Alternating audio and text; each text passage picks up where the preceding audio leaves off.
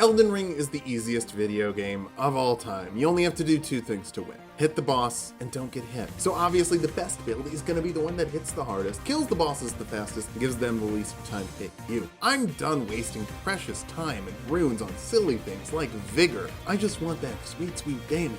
On my quest to find the most fun character to play in Elden Ring, I took a run at the game as Sans, the funny skeleton from Undertale. To watch these runs live, follow me on Twitch, and you can give me a little Patreon on money. You know, throw me a bone. It was also the night that the skeletons came to life. We're kicking things off as an astrologer. Sans is the star of the show after all, but I can't make a skeleton face in the character creator, and starting with the blue hoodie would mean we don't have an attack. So basic man is gonna get new. We'll get that skin off before too long, don't worry. Since we don't need anything from the grafted scion, we'll keep this part short. I guess I'm giving you the Cliff Notes. Limgrave, crafting kit. Horse from Toriel, saving Metaton. Physic flask, Grail, grave robbing, memory stone from Lenny's Rise. You get invited to Toriel's house for some butterscotch pie.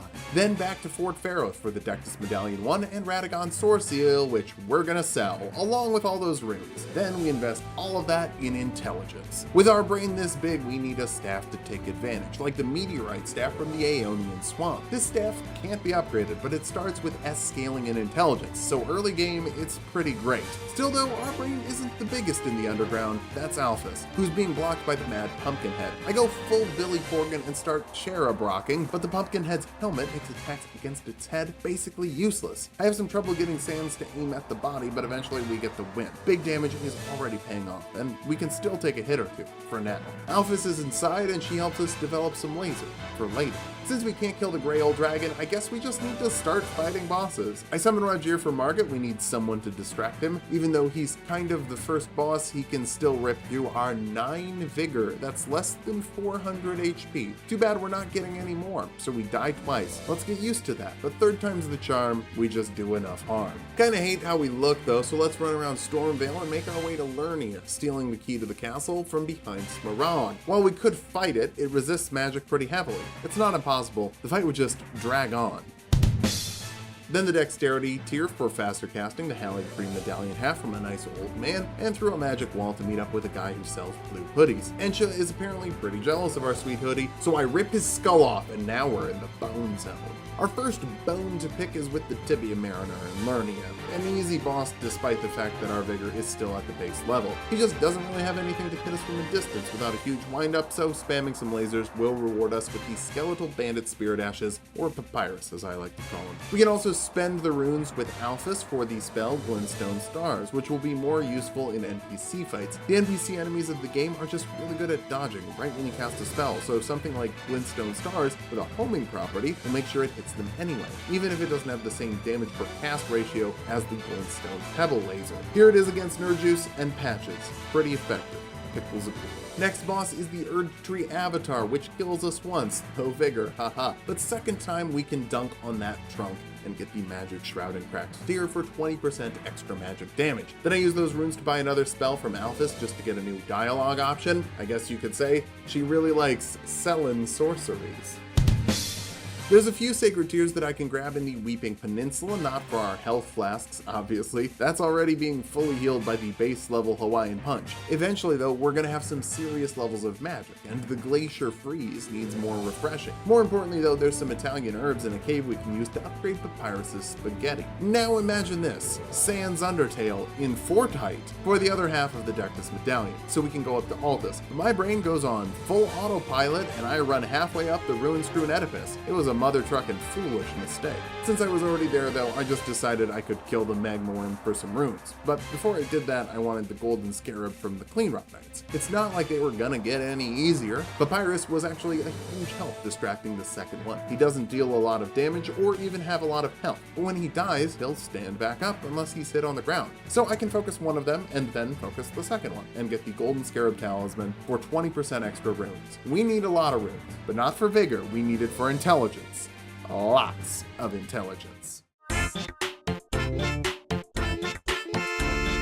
So now we can kill the big lizard after it kills us first because it blocks us into the magma against some geometry and we really don't have any health. But killing us gives us plenty of runes for How about intelligence? With that, we'll have access to Altus and all its sweet pleasures, including the ritual sword talisman, which is just locked behind a demi-human Queen Gilka, an easy boss.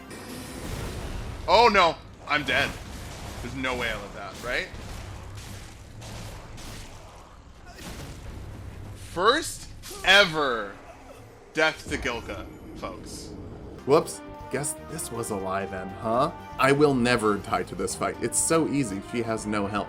At this point, we're just not dealing enough damage to kill her quickly. So in the tight space, it's actually kind of hard. It's fitting that this is where we're gonna meet our demise. Like demise?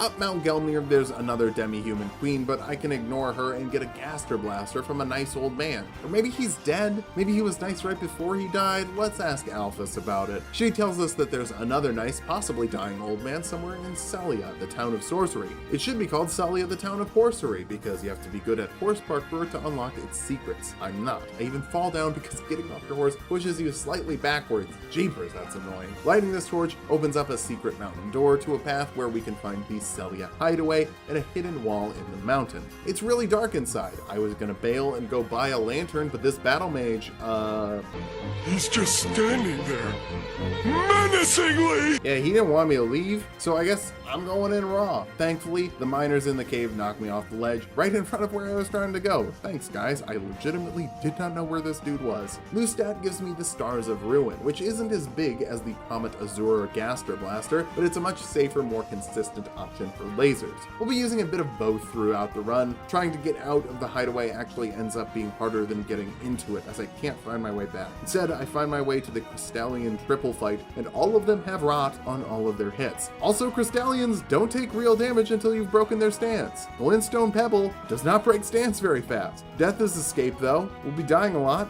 I hope that's crystal clear. Now it's time for Jaren's party. He really hates Alphys, but this could be the party of the month. No, the party of the year. All the fine girls couldn't turn it down. Now all he had to do was bring the Tarnished out. Radon is here, and I like fighting Radon. That's really all I need. Normally, Radon's gravity arrows hit hard, but this time, it's actually a one-shot. Easy solution, don't get hit. Summoning a bunch of friends is a great way to show off how powerful the Stars of Ruin are, while embracing the true laziness of Sans as a character. Those stars are a real scourge for Radon, firing a plethora of well-tracking lasers that deal great damage. The only downside for us is how much Gatorade they require. So by phase 2, we have no more Glacier Freeze. Turns out though, Elden Ring is an anime, so you can beat Radon with only the power of friendship. It just takes a bit of time, and understanding that you'll have to see your friends die. Blide's sword has some meaty hits, but Radon's are meatier. Still, after a few minutes, Alexander lands the final blow, giving us a ton of runes to invest in the second most intelligent place, intelligence. Vigor would probably be number 1. Now that Radon made a hole in the floor, we can do Ronnie's questline, so I stopped by the Caria Manor Grace, but we're really doing Ronnie's questline to do Alphys' questline, so I talk to her again, then go visit her real body where she asks us to rip her heart out. It's pretty metal. I can see why Undyne likes her so much. Jaren doesn't like her. Apparently he wants to come kill her later.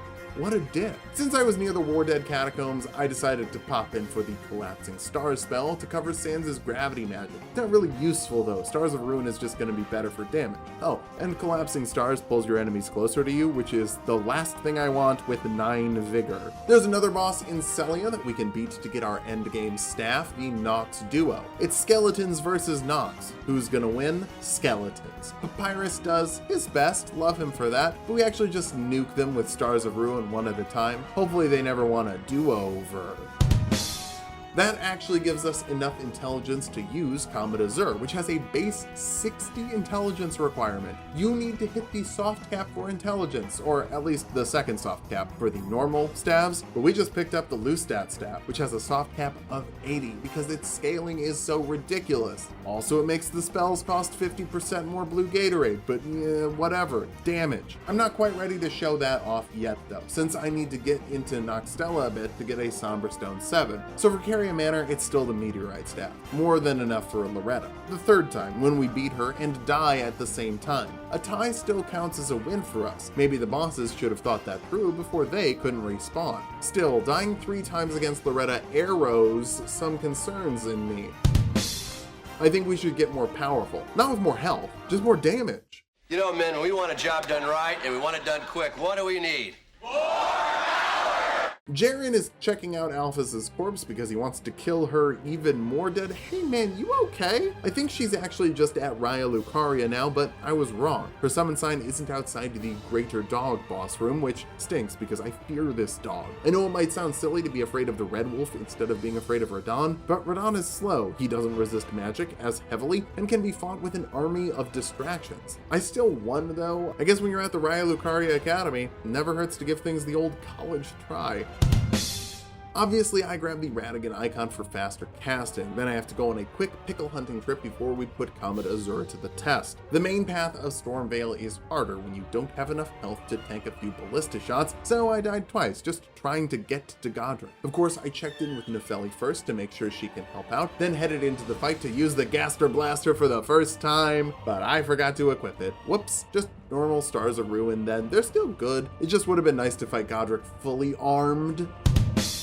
Now we'll go grab the Somberstone 5 from the Altus Tunnel, killing everyone in the way because shooting them is kind of the only safe way to get through here. There's the Somberstone 6, a little past that Azure guy on Mount Gelmir, then some ladders. Snake Eater joke, you don't have to write it, just make it up while you're recording. I forgot I put that in the script. The nice lady at the round table hold gives us another pocket for our hoodie. We avoid the fully grown Falling Star beast to get killed by a hand instead. And then, we're gonna die more. There's an ulcerated tree spirit that drops the Cerulean hidden tier for your physic flask. It eliminates all magic consumption for 15 seconds. That doesn't sound very long, but it is for a little spell called Comet Azure. I tried to make it work on the tree spirit, but it's just not having it. It has erratic movements and some holy breath. Pretty sure the trio of ulcerated tree spirit, Putrid Avatar, and Erdtree Avatar are meant to train your gamer brain for the Elden Beast later. There's a big overlap in the movesets, and the Ulcerated Tree Spirit kinda looks like a skin-on Elden Beast. We died 5 times before I just gave up and decided to try and come back with more levels. I don't know why I thought that'd be helpful. We're not getting any more health. First rune farm is Grail the Flying Dragon, which was going fine enough until I ran out of Gatorade again. Eventually, I'm gonna stop drinking Fruit Punch altogether, but at this point, I could still heal occasionally against some bosses, so I didn't want to totally abandon the red. But without magic, I can't do anything, so cowabunga. Second time I just got hit. That's not really allowed anymore, but killing it let me invest some more in mine, so I don't have to chug jug quite as often. We really survived on a wing and a prayer here. Next, I'll take on the Putrid Avatar, which hits even harder than that Tree Spirit. Thankfully though, its moves are easier to dodge. It's just got some big hammer swings with wide punish windows after them. Kinda like the Elden Beast, huh? It can also decide to do its worst move, which is just a bunch of freaking lasers you have to dodge forever. I know that's also what I do, but that's different. I'm the player. After 6 deaths, we get the W for some more runes, and I can make like an Erdtree and leaf. We're able to get the Lustat staff up to +6, but that's not enough for the Ulcerated Tree Spirit. It kills me 5 more times while I was just trying to get lucky. But there's so many factors that make avoiding every hit tricky. The terrain is uneven, the thing's fast, and y'all, I'm just used to trading damage sometimes. It is hard to adapt to not doing that. For now, Ronnie Quest. I wake up Alphys on the way, some dude turned her body into a pillow, kinda creepy. Then hi Ronnie down a big hole, Glovewort Bellbearing, and some Ghost Glovewort, which will matter more later. Mimic Tier fight into the city, Glovewort 10 and the Fingerslayer Blade. Traded for the inverted statue, flip the Carrion Study Hall upside down, and hit a bit of a snag. Normally in the study hall, if I get hit by an errant hand or one of Miriam's lasers, it's not a big deal. I can just heal it off. This time I can't. So I have to take out Miriam, but Miriam hides under the ledge, which means I can't shoot him. I try to bait him out, but he's using Loretta's Great Bow, which has a longer range than the Stars of Ruin. So I lose. Fine. Let's just run and not fall into the elevator. God dang it, Phil. Eventually, we get through for the curse mark of death. With that, we can warp to the Ainsel River main where we hit another snag. The malformed star shoots meteors. Normally, they don't deal enough damage before I can get behind cover and heal up, but that's not an option for Sans. It's actually not that bad though, you just have to time your runs to cover. That's probably the dev intended route anyway. In Noxtella, I say hi to Phalanx from Demon's Holes with a bit of Comet Azure, but it does nothing because their shields are pretty good. Okay, I'll just hop over instead for the Glovewort Bellbearing 2, even though Papyrus uses Grave Glovewort, not Ghost Glovewort. We're really here for the Somberstone 7 up the stairs, but a Golden Seed and 2 more Ghost Gloveworts wouldn't hurt. The Somberstones 8 and 9 are back in Grail. While here, I wondered if Azure would be enough to kill the Grail Dragon, but no, you really just need status effects or a lot of patience. I have neither. I grab the 8-9 and get the Lustat staff just shy of being maxed out. One more boss to make the Tree Spirit easier, it's Godfroy in Altus. Basically the exact same as Godric, without a phase 2, so it should be pretty easy. It's not though, since we actually can't summon Nepheli or Papyrus for our distraction. And when Godfroy focuses only on you, it's hard to find a safe window to cast. 4 more deaths before we win. He gives up the Godfrey icon, which boosts the damage of charged spells like Stars of Ruin by 15%. So now, with all of these runes, a more powerful staff, and a better talisman, can we please kill the Tree Spirit, or will he continue to get our gold? Bit of both, really. 3 more deaths for a total of 13 before the Stars of Ruin put the Tree Spirit to rest. I don't feel too badly about those deaths though. In terms of field bosses, it's not just highly rated, it's ulcer-rated. Sorry if you don't like puns, I'm just trying to be accurate to say, you know, keep it canon. I'm a foreign believer!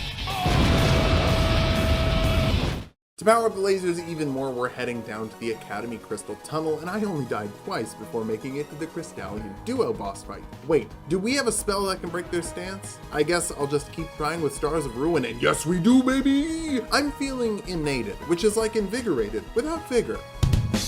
Heading out the door and up another thrilling ladder, we claim our prize, the Terra Magica spell. It puts down a glyph that boosts your magic damage by 35% while you're standing in it. I tested it out against the Black Blade, Kindred, and Grail, and I guess it worked, but we didn't kill the boss. 3 more deaths. Now the Draconic Tree Sentinel, on the other hand, yeah, that dude got roasted. I'd ask what he thinks of my new spell, but dying probably made him a bit hoarse.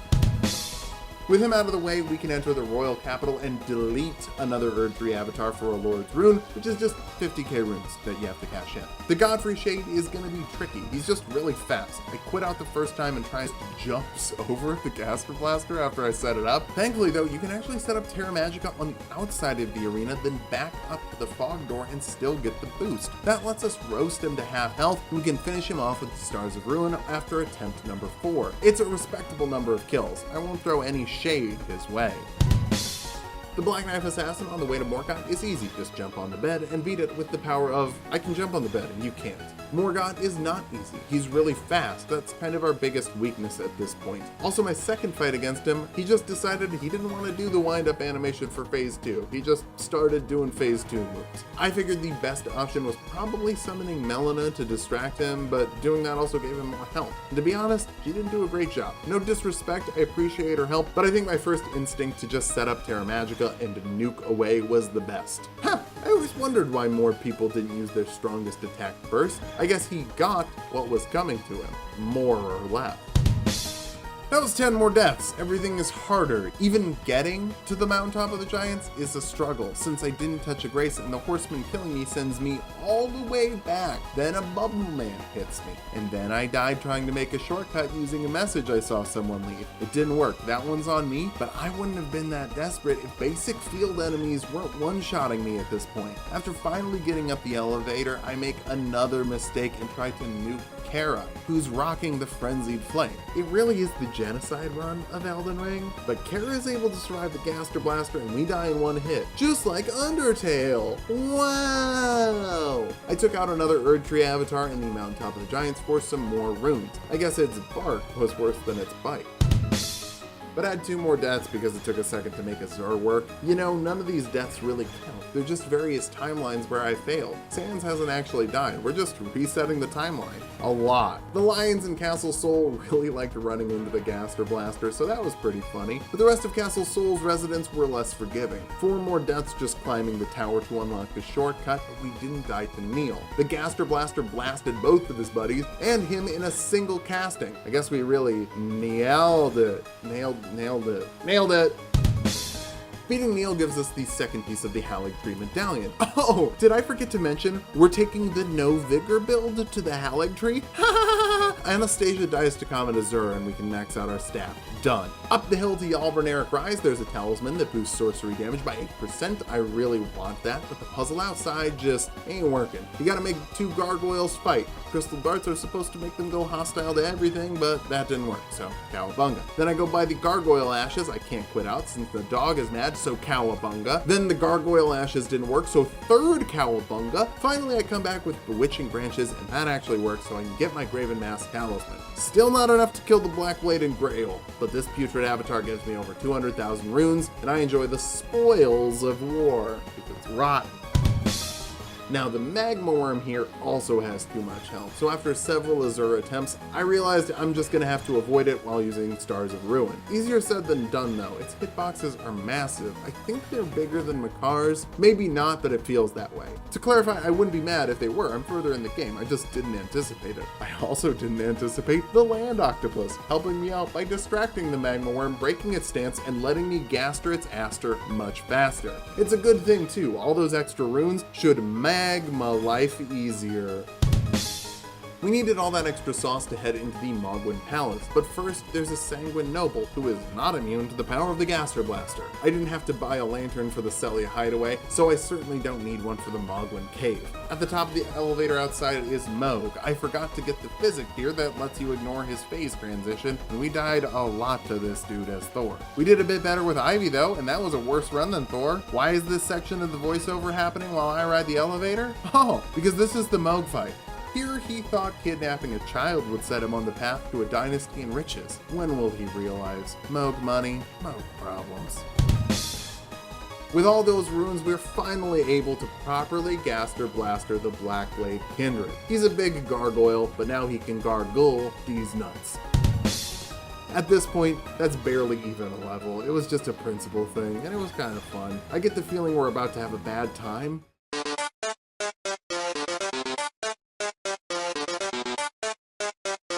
Lighting the torches in the liturgical town is always fun. What with the Black Knight assassins that are invisible and whatnot, but they're actually not the problem. Well, they're a little bit the problem, they kill me twice, but I can get to the torches they're blocking. The problem is the archers, who shoot faster than we can cast a spell to kill them, and since they block a ladder up to a torch, that's kind of a big problem. But on death number 4, I noticed the stairs up to the Haligtree might have an angle that can hit the archer, and I'm right. Last torch lit. Let's go to the hardest area in the game. With less than 400 HP, step 1 is making it down the branches. We have ants, rot flowers, and gravity, but the biggest threat is the bubbles. Maybe they're actually the least threatening thing, but that lulls me into a false sense of security, so they killed me twice before I got to the first grace. The second grace just has a bunch of misbegotten to dodge, but that's pretty hard with how many there are. If there's anything this run has taught me, it's how many times I've taken just one errant hit that I can heal with a flask. This run makes you play perfectly, especially against Loretta, Knight of the Haligtree. Remember the ghost from Carrier Manor that was super fast, had multiple homing projectiles, and resisted magic damage? Well, scale the damage up for endgame, and then there you go. That's Loretta. I can Gaster Blast a big chunk of her health as she approaches, but she's faster than Mo, probably the horse. So after that, I'm in the bullet hell, dodging her and getting some Stars of Ruin off when I can. Upon total death 100, we kill her at the same time. It counts, and she says nighty night. At this point, we have all the other stats we need, so I use the Windfall of Runes for my endurance, hoping to get to light load for a few more invincibility frames on our roll. What, did you expect us to just stand still and take it? We can't get to light load though, maybe later. In LFL, there's a Clean Rot Knight. I Gaster Blaster for the grace, then do some parkour to find another one who meets the same fate. Funnily enough, we're here for a Clean Rot Knight of our own, Clean Rot Knight Finlay, or Undyne in Undertale terms. Papyrus did his best, but for the endgame, we need an actual fighter. Killing the Rot Dragon in Caelid is the traditional way to get runes to upgrade my Spirit Ashes. It's just kind of fun to one-shot it. More like, Ezzy, yikes! We actually need a few more runes, so I do the same thing to Borealis on the mountaintop of the Giants. I guess that makes this a boring blazer. Now that we have a more advanced doubles partner, let's go take on the Fire Giant. While there isn't a single hit I can take from this dude that won't kill me, it's not really a huge issue. We deal enough damage with the Stars of Ruin to push him into phase 2 fast enough, and then I can just Azure him from a distance. The second time. The first time I died to meteors, but I guess I just wasn't firing on all cylinders. Burning down the Erd Tree is always fun, but crumbling for Amazula isn't. The foot soldiers in the mountaintops could one-shot me, but those were more spaced out. Here, they're densely packed and way better at chasing. So, 2 deaths on the way to the Godskin duo. But no deaths against the Godskin duo, since we can always keep Undyne and Bernal between us and them. Also, I should give this build a bit of credit. It does do obscene amounts of damage. It also lands the swag jump, but can't handle birds. I tried to go slow and steady, just lasering everything, but it was slow, and I just got distracted by the Beastman anyway. So screw it. I'm just gonna try running, which eventually will get me to the Draconic 3 Sentinel, which dies the same way the other. Unfortunately, the Gaster Blaster does not work on Malekith like I hoped. He just runs in before we can get it set up to kill him. So after dying 4 times, I summon Undyne to try and distract him, and then it only took 2 tries to get the win. Like a doctor who killed too many patients, I just needed some malpractice. It's probably the darkest pun so far. Gideon the All-Knowing knows Comet Azure. Heck, he casts it against us most of the time. But I guess he didn't know how to stop talking. He should really Gideon with that fight. Godfrey is upstairs, and the first time doesn't quite click despite Comet Azure's power, but the second time we get another tie. Tie goes to the runner, so we win and Hora loses. Only one more boss left, which means only one more pun left. If you don't like puns, this video is probably pretty painful, but trust me, it was much more painful for me.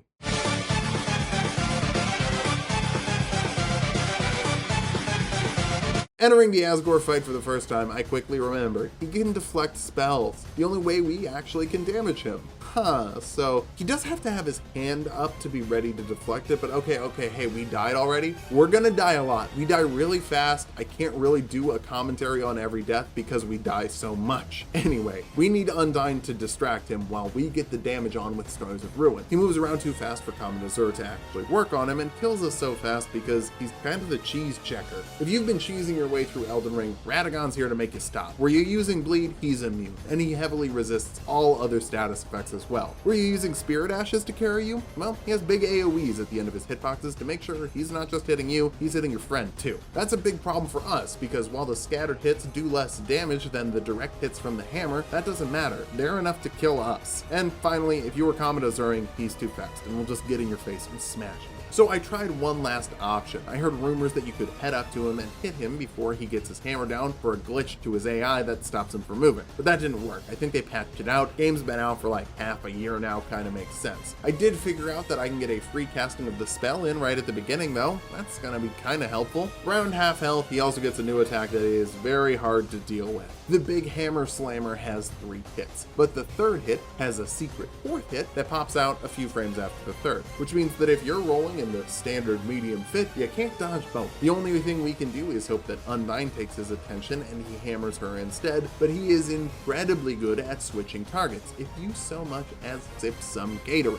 Eventually, we get to Photoshop Flowey, and after the ring attack, I thought I'd have enough time for a Gaster Blaster to finish it off. We did not, and we died. Comet Azure does work if I can get Asgore to point the hammer at Undyne, and that's pretty satisfying. So if she can just get his aggro before he hammers, we can make it too Flowey. Except the hammers always come out after he hits a damage threshold, and she doesn't really deal damage to him, so 90% of the time, he's targeting us. If this has more deaths than Ivy did in less time, it's so much worse when you think about it, in my opinion, right? Yeah, so no spoilers, but yeah. We made it to the Elden Beast a few times, but I needed to eat, so I called it off and regrouped while I planned out a strategy. Later that night, I came back with a better plan, but we have to finish off a quest we started so long ago at this point. That means back to Raya Lucaria, where Moongrim does get Gaster blasted, and then Renala's fight broke. Look how many kids I killed. 1, 2, 3, 4, 5 kids. They all drop, but she doesn't. So fun. So another death to Renala. Phase 1 Renala specifically. Phase 2 is completely respectable, but died. That's because she's got 80% magic resistance. Even with our huge stats and damage, that just cuts it down so much. She also sends out a ton of magic blasts, and we have no health, so I did die to her once before coming back to get the win. That death kind of cratered my confidence. Since she doesn't really die, we can respec with her, and I get rid of all that endurance for some more intelligence. I know we already hit the second soft cap, but let's just try. Alphys and Jaren are now ready to have their final battle. Of course we side with Alphys. That lets us buy the Shard Spiral spell from her, which is really good against bosses with big bodies. It's not going to help us with Asgore, but it should help us with Final Flowey. We eventually make it back to Flowey, and the new spell is pretty good. I was pretty close to a win before the game just decided sprinting doesn't work on this attack anymore. Oh, that's perfect positioning.